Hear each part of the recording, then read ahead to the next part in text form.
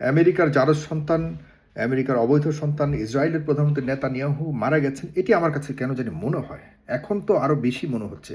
কিন্তু যেহেতু আমি আপনাদেরকে সবসময় সঠিক খবরগুলি দেওয়ার চেষ্টা করি, আমি কিন্তু সবার আগে মানে আন্তর্জাতিক মিডিয়াগুলোকে ঘেটে ঘুটে আপনাদের কাছে সঠিক খবর দেওয়ার চেষ্টা করি।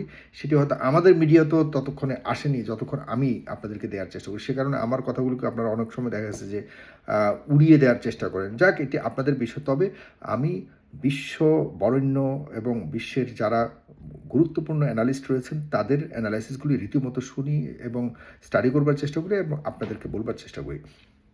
আমি যেহেতু আমার হাতে নেতানিয়াহুর মৃত্যুর সার্টিফিকেট নাই, কারো হাতেই নাই, সুতরাং সার্কামস্টেন্সিয়াল যে এভিডেন্সিয়াল যেসব ডকুমেন্টসগুলি আছে বা যা বলে এগুলিকেই অ্যানালাইসিস করতে হয়। এটাই স্বাভাবিক। অ্যানালিস্ট যারা তারা এভাবেই অ্যানালাইসিস করে।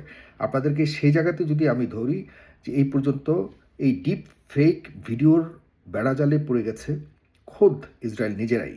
তারা পরপর দুটি ভিডিও, এই যে হাতে চায়ের কাপ, একটি বারের মধ্যে একটি মানে চায়ের চা দোকানে সে দাঁড়িয়ে যে কথা বলছিলেন এবং চায়ের চুমুক দিচ্ছিলেন, এই নিয়ে গবেষণা হয়েছে, এ নিয়ে বেশ খুব গভীরে বিশ্লেষণ করা হয়েছে। পরীক্ষা নিরীক্ষা করার পর এটিও ফেক, ডিপ ফেক ভিডিও হিসেবে প্রমাণিত হয়েছে।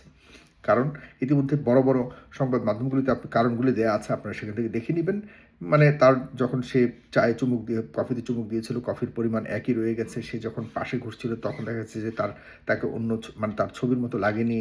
এরপর আরও অনেক অনেক কিছু দেখা গেছে। তবে দুটি বিষয় হতো, আইদার সে মারা গেছে অথবা সে খুব মানে গভীর বাংকারে নিজেকে লুকিয়ে রেখেছে।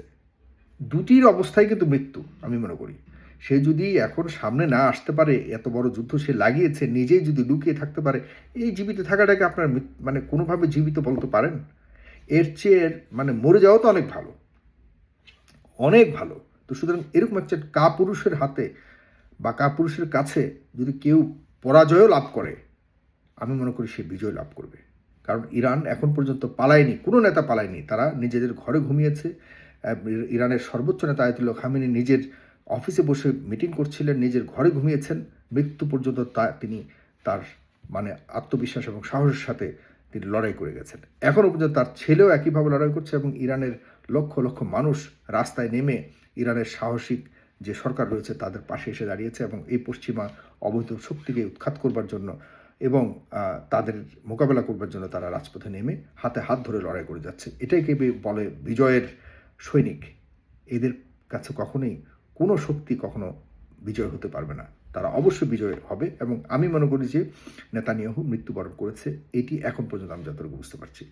প্রিয় ভাইয়েরা, আপনারা জানেন যে যুদ্ধের পরিস্থিতি এখনও পর্যন্ত অজানা, যে কবে নাগাদ যুদ্ধ শেষ হবে। যদিও ট্রাম্প ইতিমধ্যে বলেছেন আগামী এক সপ্তাহের মধ্যে যুদ্ধ শেষ করার একটা ইঙ্গিত দিয়েছেন, যদিও তাকে কেউই বিশ্বাস করে না। খোদ এখন তাদের সবচেয়ে বড় বন্ধু যুক্তরাজ্যের একজন গুরুত্বপূর্ণ মন্ত্রী বলেছেন যে ট্রাম্প বললেই আমরা যুদ্ধে ঝাঁপিয়ে পড়ব না, কারণ এটি ট্রাম্প আর ইরানের যুদ্ধ, এটি ন্যাটো যুদ্ধ নয়, মানে ইউরোপিয়ানদের সাথে যুদ্ধ নয়। এবং ট্রাম্পের ডাকে এ পর্যন্ত কেউই সাড়া দেয়নি। হরমুজ প্রণালীতে সারা বিশ্বের প্রায় 20% জ্বালানি তেল এখান দিয়েই যাতায়াত করে, যেটি বন্ধ হবার কারণে অন্ততপক্ষে আমাদের দক্ষিণ এশিয়া তো খুব ভয়ঙ্কর বিপদের মুখোমুখি ছিল। কিন্তু ইরান ইতিমধ্যে বলে দিয়েছে যে ভাই, আমরা তো বিশ্বের সবার শিপ আমরা বন্ধ করবো না বা আটকাবো না, শুধুমাত্র আমাদের শত্রু দেশ যারা তাদেরই শিপ আটকাবো। তো শত্রু দেশ কারা? পশ্চিমা কয়েকটা দেশ। তাও এখন অন্য যারা আছেন আমাদের বাংলাদেশের শিপ ছেড়ে দিয়েছে, ভারতীয় শিপ ছেড়ে দিয়েছে। এখন যারা শত্রু দেশ তারা কি করেছে, এখন নিজেরা না পেরে, আচ্ছা বলুন তো, ট্রাম্প যদি ঠিকই এই মানে তার নিয়ন্ত্রণেই যদি হরমুজ প্রণালী থেকে থাকে অথবা তার নিয়ন্ত্রণেই যদি এই যুদ্ধ থেকে থাকে, তাহলে সে কিভাবে বিশ্ববাসীকে, বিশ্বের যত পরাশক্তি রয়েছে তাদেরকে কেন আহ্বান করবে? কি গরজটা পড়ছে বিশ্বের পরাশক্তিদের যে তার হয়ে এখানে ইরানের শত্রুতা করবে এবং ইরানের বিরুদ্ধে লড়াই করে হরমুজ প্রণালীকে বন্ধ করবে? তাদের দেশে তো হরমুজ প্রণালীতে কোনো ধরনের শিপ আটকা হয়নি, তাদের শিপ তো হরমুজ প্রণালীতে আটকা পড়েনি।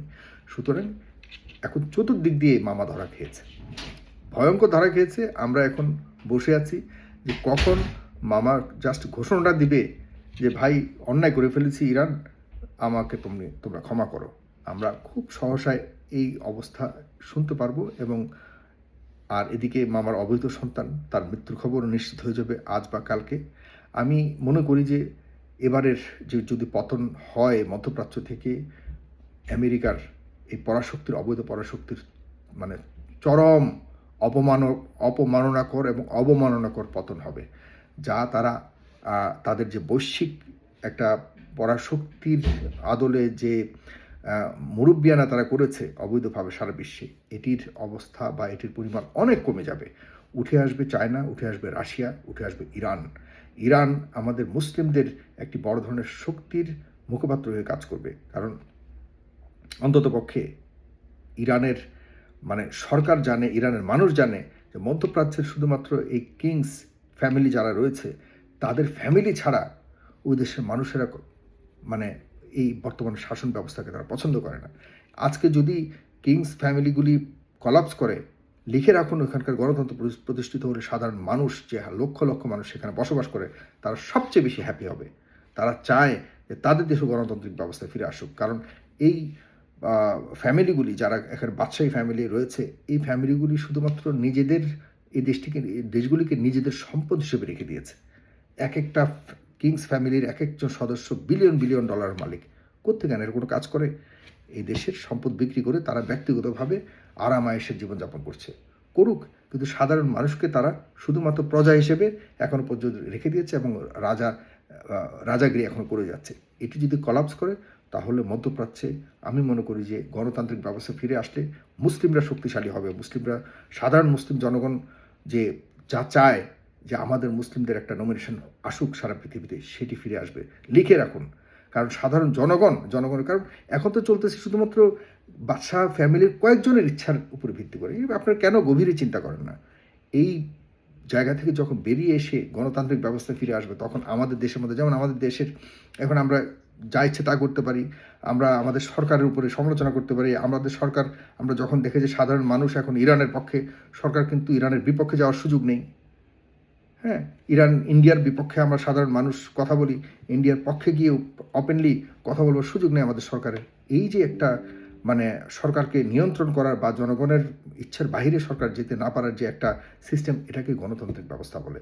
আমরা অবশ্যই গণতান্ত্রিক ব্যবস্থাটা ফিরে আসুক মধ্যপ্রাচ্যে। সেটি হলেই আশা করি সারা বিশ্বের মুসলিমদের একটি শক্তি, আমি মনে করি যে সারা অন্যান্য দেশের অন্যান্য জাতির যেসব শক্তি রয়েছে সেটির সাথে একটা ব্যালেন্সড মোকাবেলা করবার মতো একটা শক্তি ফিরে আসবে। এটি কামনা করে আজকে এখানে রাখছি। অবশ্যই আপনারা ফলো করবেন, ভালো থাকবেন। আশা করি খুব সহসায় আমরা ভালো কিছু খবর শুনতে পারবো। সবাইকে সালাম জানাচ্ছি, ধন্যবাদ।